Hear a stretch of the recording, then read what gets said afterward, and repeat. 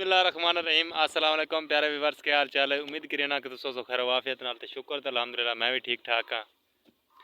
अज यार असां काम करते पे तो नाल नाल मैं छोटे जे व्लॉग तुहानू विखा दे भी ये वेदे पे रेड़ी यानी कि साढ़े को खोता कोई नहीं है, ठीक है।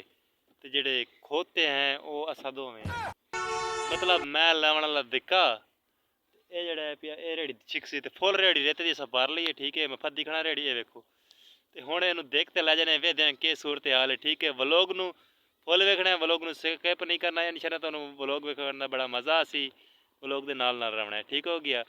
तो व्लॉग शुरू करने तो पहले मेरी गुजारिश है जेडे मेरे चैनल ते नवे बंदे ने वो मेरे चैनल नूं सबसक्राइब कर देवन, वीडियो नूं लाइक कर देवन। अज दा व्लॉग बहुत ही मेहनत कश है, ठीक हो गया। अरे व्यूअर्स असां कढदे हैं ना इट्टां दी वजह करके यानी कि जेडे साडा हुंदा ना कम मतलब साढ़े को रेते सट्टण वास्ते रेहड़ी कोई नहीं है, रेता लाजमान चाहिए होंगे इट्टा कड्ढण वास्ते, ठीक हो गया।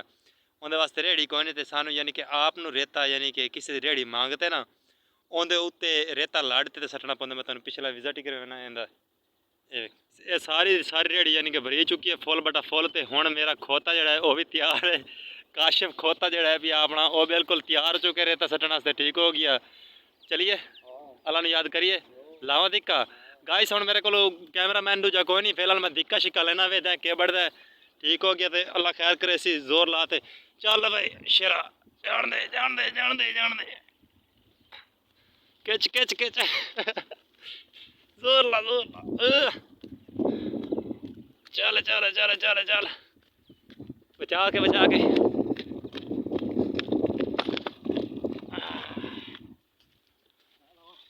तो माशाल्लाह गाइस रेहड़ी असां यानी कि ला ली तो छिक्की जाता जोर लाते छुआर की हिम्मत है मेरे बिरा की, क्योंकि मैनू पता है मैं तो इतनी रेहड़ी नहीं खिंच सकता, लेकिन ये खिंची जाता है। अल्लाह खैर करे वेखो तुहाडे सामने पहलवान साहब मेरा बिरा रेहड़ी रेते दी छिक्की जाता, ठीक हो गया। तकरीबन वजन हो सी 25 मन हो जासी 20 मन हो सकता वजन जो छिक्की जाता रेहड़ी ते, ठीक हो गया। काफ़ी झाड़ी भी है, मैंने लगता है फस ना जाए कि नहीं फसदा है। हिम्मत है साह सू लमने तो लै लै माशाल्लाह गाइस। रेहड़ी बरी बराई वाह भद होगी भादे ना वाह काफ़ी सारा भादे पे, ठीक हो गई। यानी कि जांडे पे जांड दी परली ओ जिते पर करिए घर नजर आते पैन उत्तों अस रेहड़ी बाहर तो ठीक हो गए लै काफ़ी सफ़र कर आए, लेकिन थोड़ा जिहा बंदा थक गया है, ठीक है। हुण इन्हूं साह डवेंदा भी मैं तो रेहड़ी सट्टनी नहीं, साह लै वत अग्गा टुरदे हैं, ठीक हो गया। बस अग्गा पहुँचने वाले अस जावना उस देर तिकर तो नजर आंदा पे उस देर, ठीक हो गया। किकर वाली जगह ते जावना, ठीक हो गया। रेहड़ी राह रात लैते बस थोड़े पद रह गया, वजन ज़्यादा ना ता वजह तो चौदह परेशान रुक मैं दिक्कत लेना सबर ले लाड़े सारी लड्डनी भी तेरा काम है, छिकनी भी तेरा काम है, तो लावनी भी रहता तेरा काम है, ठीक है ना। इट्टा काटते होना आ जाए तो ठीक है। हाँ इस पास यानी कि सारा गारा बड़ा भी जड़ा से इट्टा कटनी ठीक हो गया।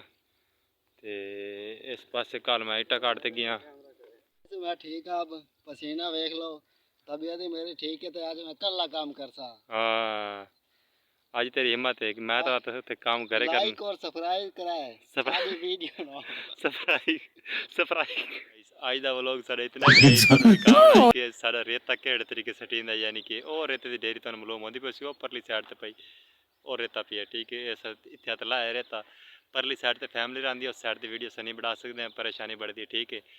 इंशाल्लाह आज दा व्लॉग बस इतना ही गए। उम्मीद करें ना कि आज का व्लॉग तुहानूं पसंद आया। अगर पसंद आया तो जेडे मेरे भैन भरा नवे साडे चैनल ते वो साडे चैनल नूं सबसक्राइब कर लेवन, लाइक कर लेवन, कमेंट करके दसना कि मेरा खोता कैसा आई।